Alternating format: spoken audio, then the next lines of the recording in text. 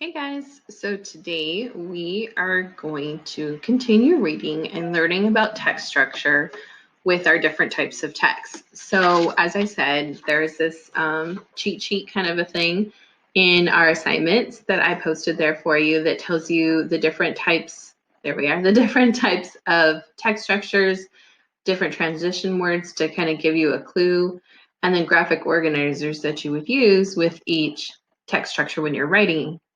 We're not going to be writing about them, but we just want to identify them and learn more about how authors use them to convey their message. Okay, so today we are going to read from page are we on 106 and 107.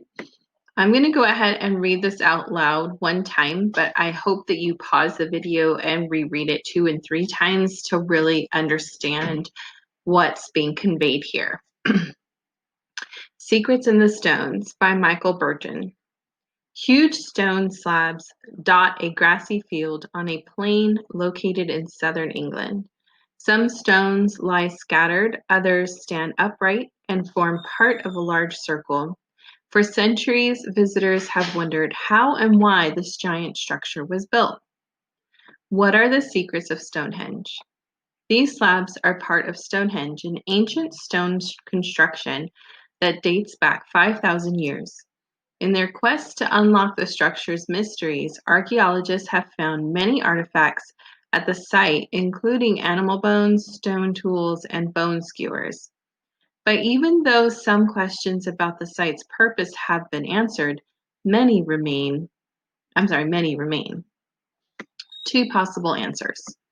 At first, the site included just a circular ditch surrounding 2 barrows, a burial mound, and a smaller circle of 56 pits. Archaeologists have found ashes in these pits and in the circular ditch, and they believe the ashes are from the cremation or ritual burning of dead bodies. One theory is that Stonehenge was initially a place where people held religious ceremonies and buried their dead. Some scientists believe that Stonehenge is much more than a burial ground. On the summer solstice, the rising sun's rays align perfectly with a huge outlying stone and the center of the stone circle. This suggests that Stonehenge may have been used to track the seasons. Whatever its true purpose, however, Stonehenge remains a majestic sight. So I hope right now you're going to go ahead and pause the video and then reread it 2 more times to really get your understanding. At least one more time, right, to understand the comprehension. And then a third time once we know what questions we're answering. But let's go ahead and go back up and we're going to answer some questions that I have for you. So one question I have for you is, when and where was Stonehenge built? When and where was Stonehenge built? Where can we find that? Okay, so let me get my drawing tool out and I'm going to get my red. And that would probably most likely be found in the first paragraph because the first paragraph is the introduction. So we have southern England here. And, 5,000 years ago. Dates back 5,000 years. Okay, so those were in the first 2 paragraphs. Okay, the next question. What are 2 theories about why Stonehenge was built? What are 2 theories of why Stonehenge was built? So if we look in paragraph 3, we have one theory right here, is that, whoa, let me try that again. Getting a little happy with my drawing tool here. Okay, sorry. One theory is that Stonehenge was initially a place where people held religious ceremonies and buried the dead. Okay, so that was in paragraph 3. So probably in paragraph 4 will be our second theory. So let's see. So some scientists believe that Stonehenge was much more than a burial ground. So right here, this suggests that Stonehenge may have been used to track the seasons. So that is your second theory. Okay, next. Why do archaeologists continue to study Stonehenge? Why do archaeologists continue to study Stonehenge? Right here, because Stonehenge remains a majestic site and they still don't quite understand its true purpose. So there we go. We've got some good information here. Okay, let's look at our closed reading here on the side. According to the author, what have visitors to Stonehenge wondered about? So draw boxes around details that provide possible answers. What have visitors to Stonehenge wondered about? Okay, so I'm going to look for the clue wondered, which I see it right here. So right here, for centuries, visitors have wondered, and I'll do a little makeshift box here, how and why this giant structure was built. And there is my box. Okay, next, close reading. How do paragraph 3 and 4 fit into the overall structure? Well, paragraph 3 talks about one theory, and paragraph 4 talks about the second theory. And so here, paragraph 3 and 4 fit into the structure because they are trying to solve the question of what are the secrets of Stonehenge. Okay, so now based off of this information, what text structure are we dealing with here? So if we use our little guide here, are we talking about description, sequence and order, compare and contrast, cause and effect, problem and solution? What are you thinking this text structure is? If you say problem and solution, I would agree with you. That's what I was thinking. So the problem is they have this giant structure that they're not quite sure what it was used for, right? And it is a huge visitor place, I guess you could say, a place where, they get lots of traffic. So they came up with two theories of possible answers, so two solutions of why Stonehenge is was used back 5,000 years ago. They don't know the true answer to this. They still have more studying to do and to try to find more answers or a more concrete answer. But they do have two possible answers to the solution. I'm sorry, to the problem. Okay, so problem and solution is the text structure that we're dealing with. Now let's go ahead and go to our questions that we're going to be answering today. Number 1, use the hints on this page to help you answer the questions. So the account states that even though some questions about the site's purpose have been answered, many remain. Why does the author include this statement?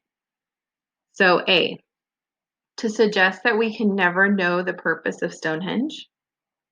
B, it shows that archaeologists are not able to explain the past. C, it explains why people are losing interest in the site. D, it begins the discussion of different ideas about Stonehenge. Well, right away, two answers screamed no to me as I was reading this. And maybe they screamed no to you as well. And that was, I'm going to cross them out, B, because it says it shows that archaeologists are not able to explain the past. Archaeologists are able to explain the past. It's just this particular site has given them cause to question. Another one that screams no to me is C. I'll cross that one out. And that's because it says it's that people are losing interest in the site. People are not losing interest in the site. People are going to the site daily to visit because it is so interesting, so fascinating, and it's one of the wonders, right? Okay, so now we have the choice between A and D. So A says it should suggest that we can never know the purpose of Stonehenge. So let me ask you, do you think it's possible that we will never know the answer to Stonehenge? D, it begins the discussion of different ideas about Stonehenge. So I'm going to have to go with D here because A says that we can never know. And I think with more, as more artifacts come up, more information comes up, we will eventually know the purpose of Stonehenge. But right now, no. So I'm going to go with the answer D, and let me check my answer and see if we are correct. And we are. We're correct. D is the answer.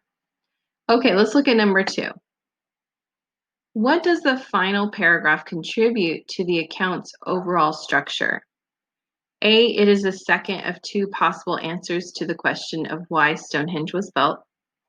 B, it summarizes what the secrets of Stonehenge are. C, it raises more questions for readers to consider about the secrets in the stones. D, it explains why some scientists disagree about the origins of Stonehenge. Okay, so are there any that scream out to you right now that, no, this cannot be it? We're going to cross them off. I know for sure one does, and that's B, because it does not summarize the secrets of Stonehenge. In fact, it talks about the second theory of Stonehenge. So B is definitely not it. Okay, is there another one that screams out, no, this is not it?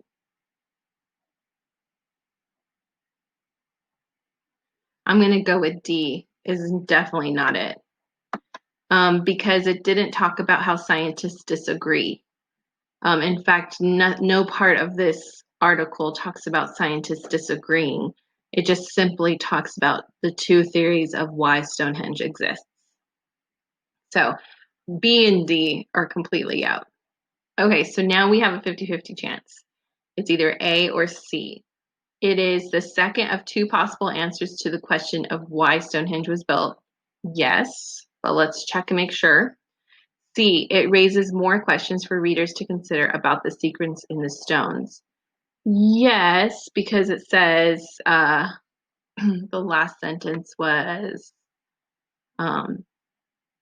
many questions still remain. So yes, but I feel like there's one that is for sure the correct answer, or it may not be correct, but it is for sure the answer. And I'm going to go with A on this one. So let's see if we're right. Yep, we are correct. A is the correct answer here. Okay, number 3. Explain how the first 2 paragraphs fit into the account's overall structure. Cite at least 2 details from the text to support your explanation. Okay, so I'm going to get us started with this, but you will need to finish it. So first of all, we want to use our race strategy, okay? So I'm going to restate the question. First 2 paragraphs. I'm going to go ahead and put which text structure we're dealing with here. And we're dealing with problem and solution. So the first 2 paragraphs talk about the problem. The first 2 paragraphs introduce the problem slash secrets of Stonehenge. And I'm going to capitalize that because that is a name. So these first 2 paragraphs are important because they're introducing the topic and they're introducing the problem so that the last 2 paragraphs can solve those, which is the theory. These 2 paragraphs are important because they introduce the topic and the problem. Okay, so now the part that you're going to do is you're going to cite evidence. So here's where we're going to do our quotation marks, and you are going to choose sentences from the passage that proves that these two paragraphs introduce the topic and the problem, and that they're important.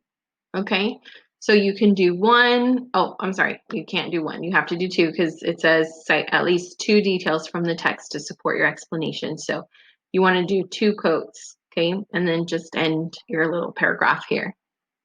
Are there any questions? Oh, you can't ask me through the video. I did that yesterday too. Goodness gracious.